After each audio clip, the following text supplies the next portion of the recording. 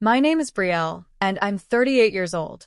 The moment that text arrived, I was tying a silk scarf around the neck of Mrs. Langley, one of my oldest customers at Brielle and Company, my boutique in downtown Savannah.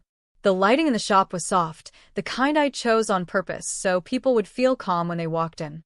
Mrs. Langley was smiling, admiring her reflection in the mirror. She didn't know that in the same moment, my marriage had just ended.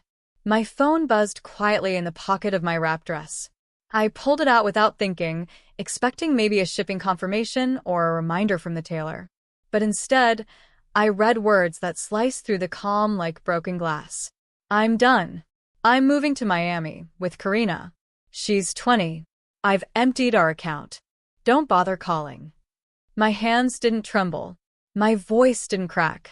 I even managed to compliment Mrs. Langley on the scarf color, a perfect match for your eyes, and walked her to the register with a steady smile. I rang her up, wrapped the scarf in our signature ivory tissue, slid it into a lilac gift bag, and thanked her for stopping by. She had no idea anything had changed. But everything had.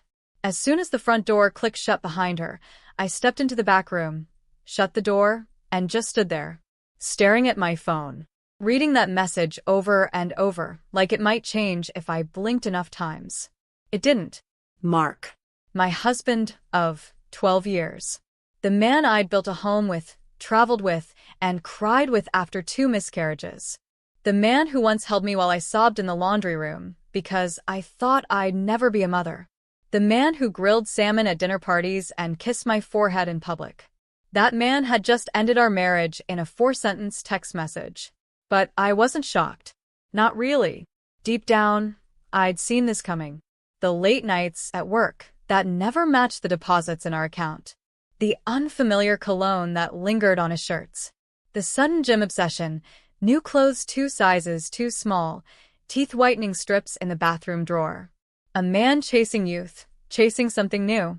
So I'd prepared. Quietly. Carefully. Months ago, I opened a separate bank account under the name of the boutique. I started moving small amounts of money each week, just enough not to trigger suspicion, labeling them as business expenses. I photographed every receipt, saved every credit card charge, screenshot every odd transaction. I documented everything, because I knew this wouldn't just be a breakup. It would be a financial ambush. And now, the ambush had begun. I didn't call Mark. I didn't even respond. I called Fiona. Fiona and I weren't just friends. We were partners in defense. She was my attorney and the sharpest woman I knew. He finally made his move. I said into the phone, my voice calm. Good, she replied, no emotion in her tone. Just focus. We're ready. I'll file the paperwork today. The temporary restraining order on the remaining assets is already in process. I'll also request a court freeze on any property transactions until division is legally settled. I let out a breath I didn't realize I'd been holding. For the first time that day, I felt something other than betrayal. I felt powerful. Mark thought he was clever, that he'd pulled off the ultimate escape plan. But what he didn't know, what he had never understood, was that while he was playing games, I was building armor. An hour later, another text came through. Bet that little shop of yours won't last a month without my help. Enjoy your lonely life, Grandma. That actually made me laugh. Out loud. He always thought of my boutique as a cute little hobby, something to keep me busy while he did the real work. He didn't know that I'd built a brand people trusted, that I'd survived 2 lockdowns and rebranded after the pandemic. I paid off my half of the business loan a full year early. Mark liked to believe he was the provider, that he held the power. But the truth? I had been preparing for independence while he was too busy tanning his ego. I walked to the front window, letting the fading sunlight warm my skin. The boutique's name gleamed on the glass. Brielle and Company. My name. My brand. My future. Let him go to Miami. Let him play sugar daddy to a 20-year-old. I wasn't chasing youth. I was walking into wisdom with spreadsheets, receipts, and a brilliant lawyer by my side. I turned off the lights, locked up the boutique, and headed home. Just as I reached my car, another message came in. You'll be crawling back in a month. I didn't reply. Because I wasn't crawling anywhere. I was rising. The next morning, I was at my kitchen counter, sipping black coffee and reviewing inventory reports when my phone rang again, this time from my bank's fraud department. Hi, Mrs. Lawson. We're calling to confirm several unusual charges on your joint credit card. I smiled. They're not mine, I said. I'd like to report them as fraudulent. Within the hour, the card was frozen. Fiona later told me Mark had booked a first-class flight to the Bahamas for him and Karina. Now, with the card dead, their tickets were void. No beachside cocktails. No ocean view suite. They ended up at a budget motel near the airport, and from what I gathered through mutual friends, the Uber driver wouldn't even take them the whole way because the payment failed. It was petty. It was also perfectly legal. That afternoon, I sat at my boutique's office desk, surrounded by peace. Order. My files were labeled, backed up digitally, and ready for court. When Mark insisted years ago to put his name on the business for tax reasons, I declined. Politely but firmly. The boutique was mine, 100% legally mine. Even the lease was in my name alone. When we expanded last year, I used funds from my inheritance and documented every penny. Fiona had copies of it all. Then, around noon, I got another text. I'm feeling generous. You can stay in the house for now, but don't touch my office stuff. His office stuff? I stared at the message and laughed again. That house. The one we bought together? The deed was in my name. When we refinanced 2 years ago, I used my credit. I paid the down payment from my savings. He never read the paperwork. He just signed where I told him to. I didn't answer him. I forwarded the text to Fiona. Minutes later, my phone rang. It was Mark's sister, Diane. Brielle, honey, what's going on? Mark says you're freezing his cards and locking him out of the house. I took a slow breath. Diane, your brother drained our account and ended our marriage in a text message. He cheated. He lied. And now he's trying to act like the victim. I've got documentation of everything. If he keeps pushing, he's going to regret every message he sent me. She paused. I just didn't think it was that bad. It is. And he made it worse. I hung up calmly. No screaming. No panic. Just steady resolve. This wasn't heartbreak. It was the beginning of my rebuild. And for the first time in years, I wasn't afraid. I was ready. There was silence on the other end. Then Diane finally said, I didn't know it was like that. I'll talk to him. Please do. I replied, my voice steady. Before the court does. That conversation stuck with me. Not because I expected Diane to fix anything. She was Mark's sister after all. But because it confirmed what I already knew. People were starting to find out. And once people find out, everything changes. By the very next day, the whispers had spread like wildfire. I noticed it first in the way people walked into the boutique. Polite smiles, hesitant pauses, the look of someone who knows something but doesn't know if they should bring it up. One woman even tried to give me a hug while pretending to browse scarves. Then came the messages. A friend of mine who worked at the front desk of a well-known hotel downtown texted me, You'll love this. Mark tried checking into a suite with Melissa. His card got declined. They left pretty fast. Another ping followed a few minutes later. A screenshot of Melissa's Instagram story. It showed her in front of a dingy motel mirror, her face scrunched up like she'd smelled something awful. The wallpaper behind her was peeling, and the fluorescent lighting was doing her no favors. Her caption read, This isn't what I signed up for. I took a screenshot. Fiona would love that. In fact, I started collecting everything. Every mocking text Mark had sent about my boutique. Every time Melissa flaunted some overpriced handbag or meal, paid for with what had once been our money. And the comments? Oh, those were gold. Friends cheering on their new beginning, posting fire emojis and power couple hashtags under photos of them drinking champagne. Champagne they couldn't afford anymore. They thought they were writing a love story. But the next chapter was going to be court transcripts. That Friday, Fiona called. Emergency hearing is set for Tuesday. We're moving fast before he tries anything else. I was already pacing my bedroom, my feet tracing the edge of the rug like a battle line. "I've got more ammo. Want it? Send it all," she said without hesitation.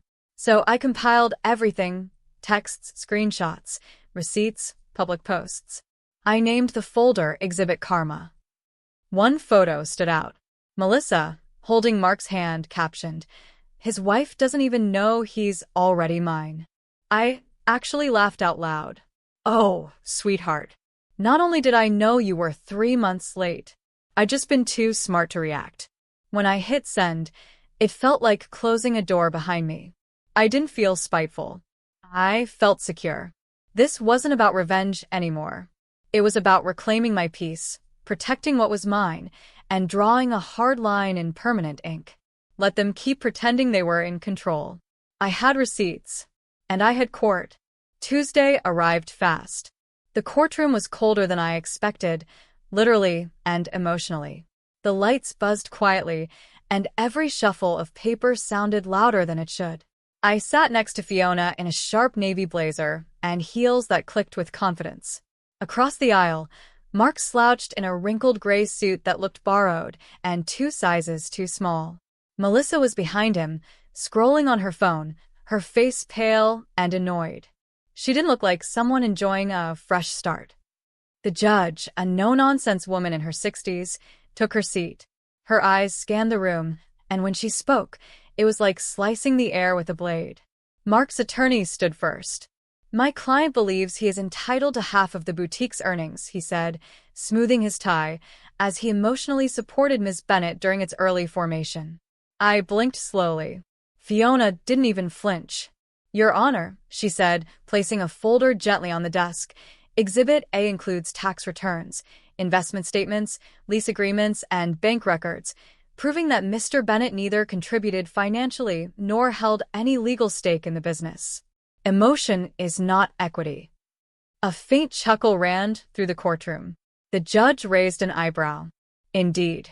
And based on the text messages submitted into evidence, his so-called emotional support appears to include mocking his spouse's age, business, and intelligence."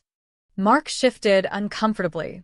Fiona continued, "We also have evidence that Mr. Bennett used joint marital funds to finance a trip with his girlfriend, including international hotel bookings and luxury expenses, while still legally married." The judge turned to Mark. Did you not use shared funds to book a vacation with your girlfriend while married?" Mark cleared his throat. "I didn't realize the account was still." The judge cut him off. "You emptied a joint account, Mr. Bennett. And then you mocked your wife for it in writing. That's not a mistake. That's intentional misconduct." Melissa flinched. The judge wasn't finished. "As of this moment, all shared financial assets are frozen. Mr. Bennett is to submit a complete financial disclosure within 5 business days. He is also prohibited from transferring, selling, or gifting any property until further notice." I could see it happen the moment Mark realized the fantasy was over. The boutique? Untouchable. The house? Tied to paperwork he never bothered to read. His escape plan? Derailed by legal barricades and screenshots with timestamps.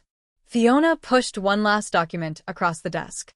"We also request immediate partial repayment for misused funds, supported by specific transactions made on Mr. Bennett's card to cover unauthorized entertainment and travel." The judge flipped through the evidence. "Request approved." Mark's attorney leaned over and whispered something. Mark's eyes darted toward me. He might have expected sympathy. A look. A sign that I was still the woman who used to cry when he forgot anniversaries. But I didn't blink. Melissa looked pale now, like she'd only just realized this wasn't a bad dream. This was public record, and everyone in that courtroom could see it unfold. When the hearing ended and the room cleared, Fiona placed a warm hand on my shoulder. "Well done," she whispered. I stood slowly, my heels clicking against the marble floor. I walked down the center aisle with my head held high, past the man who once thought he could break me with a text. Mark didn't look up. His shoulders were slumped, his hands clutched together like prayer might save him now. Melissa didn't even speak to him. Her fingers moved quickly across her phone, probably posting something vague and dramatic. Outside, the sky was clear. A light breeze rustled the trees around the courthouse steps. Mark's mother and sister stood near the entrance. Diane looked at her shoes. His mother gave me a tight, almost imperceptible nod. It was all the confirmation I needed. They knew. And this time, the shame wasn't mine to carry. I walked to my car without a word, the sunlight warming my face like a quiet affirmation. The battle wasn't over yet, but the war? I'd already won. And not with rage or revenge, but with planning, paperwork, and peace. It's been 7 months since that courtroom echo marked the beginning of my new life. 7 months since the judge's ruling settled more than just assets. It settled a part of me. A part that had spent years doubting, shrinking, and bending to fit into someone else's illusion of success. That part no longer exists. Today, Betrayal and Company isn't just surviving, it's expanding.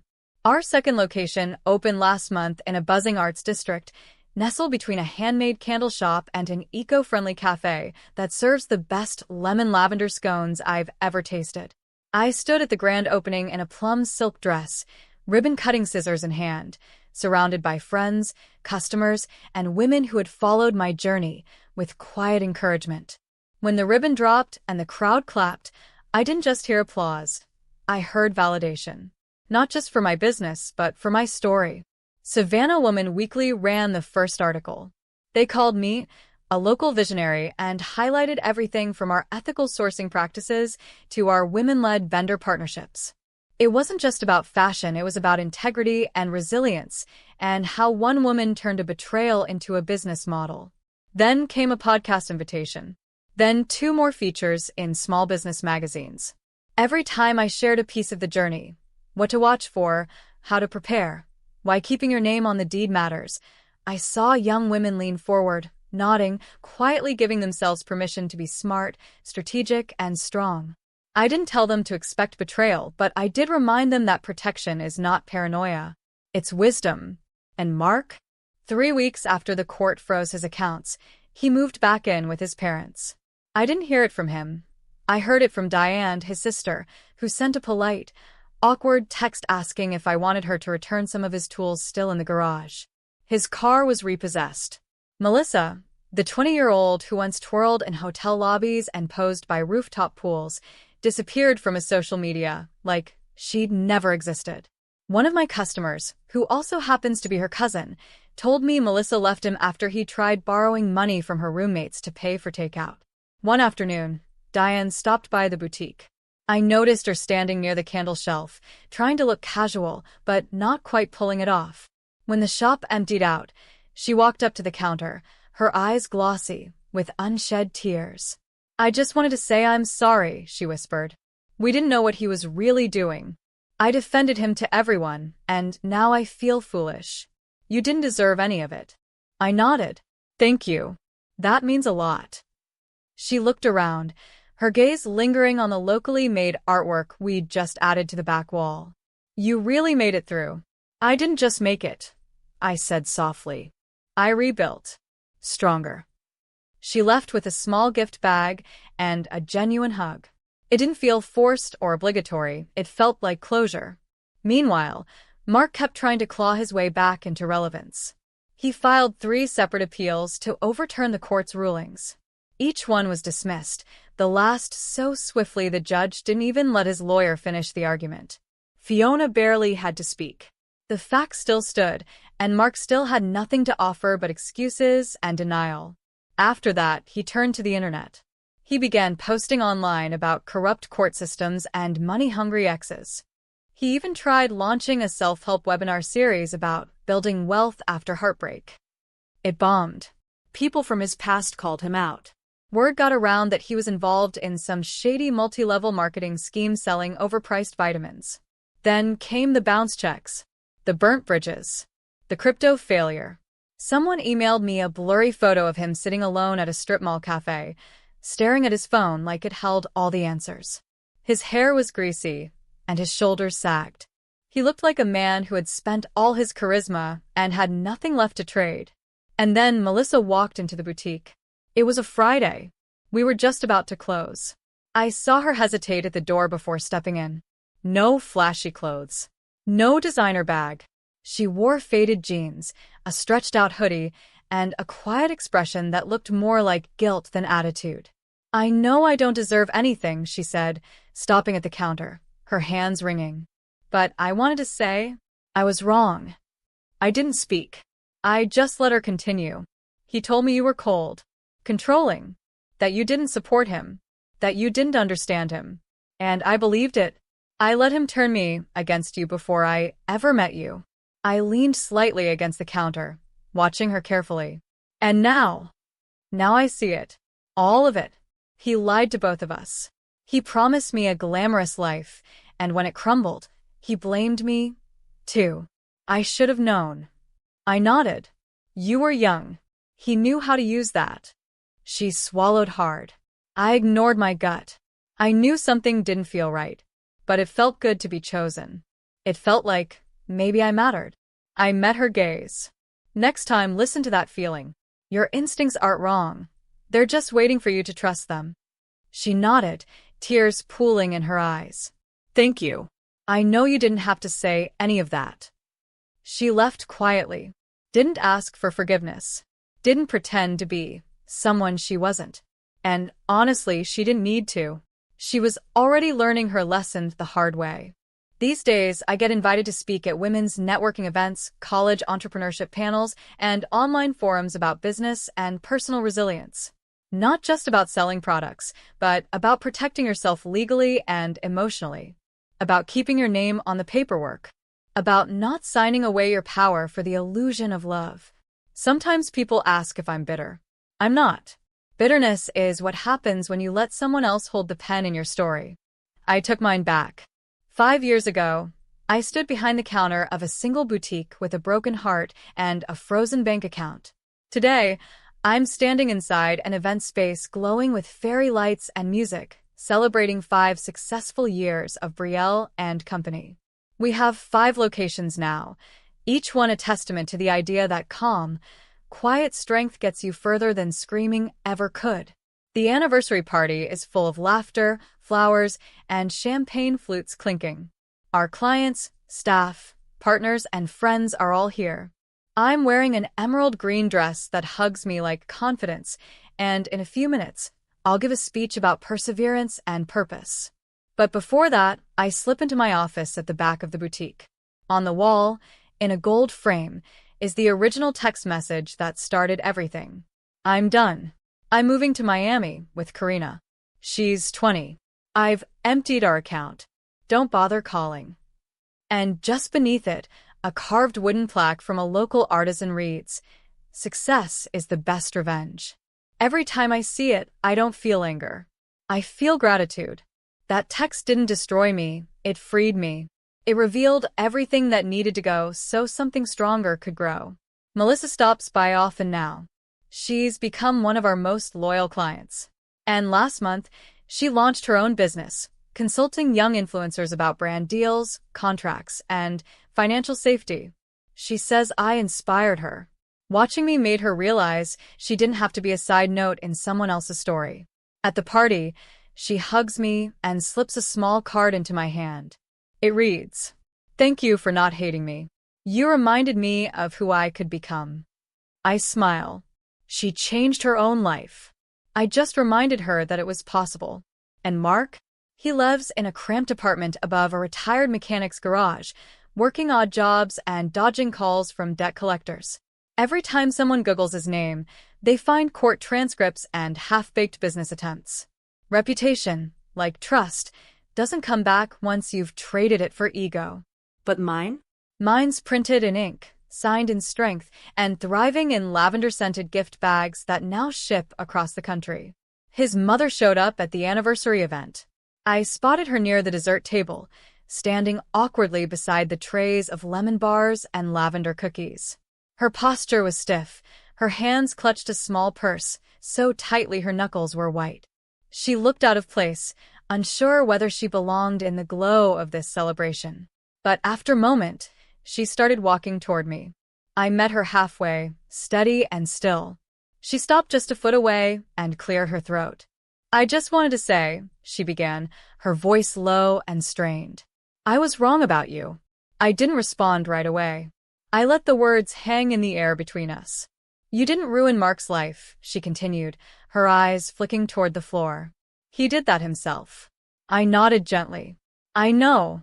There was a flicker of something in her face, regret, maybe, or shame. She pressed her lips together, then offered a small, quiet smile. Congratulations, Claire. Truly. Then she turned and walked away, disappearing into the crowd like a shadow retreating from the light. I stepped outside for air. The courtyard was strung with lights, glowing softly in the warm evening breeze. Music played low in the background, and the soft clinking of glasses echoed off the patio stones. I leaned against the railing, watching everything from just outside the moment. Inside, my team was thriving, guiding guests, organizing orders, laughing with the kind of joy that only comes from deep-rooted confidence. I watched them, young women moving through the boutique with purpose, carrying out the vision we'd built together. In many ways, they owned it now. They owned the energy, the mission, the legacy. They weren't just staff. They were the future. Living proof that pain, when planted in the right soil, grows into power. When the music softened, I walked back inside and stepped up to the small stage we'd set near the floral archway. The mic felt cool in my hand. I took a slow breath and looked out at the people gathered, friends, customers, family, and strangers who had become supporters. I used to think strength looked like pretending nothing hurt, I began. Now I know it looks like rising, even when everything aches. I told them about the boutique's very first sale, about the sleepless nights when I wasn't sure if I'd make rent, about calling a lawyer instead of begging a man to love me. I told them how we protect what we build, with contracts, with clarity, and with confidence. And I ended with this. What started as survival became something sacred. A story I can tell without shame. A life I chose to live out loud. The applause came like a wave, warm, full, and honest. Later, I passed the front window of the boutique. The gold lettering shimmered under the string lights. I paused. And in the reflection, I didn't see someone older. I saw someone wiser. And infinitely stronger.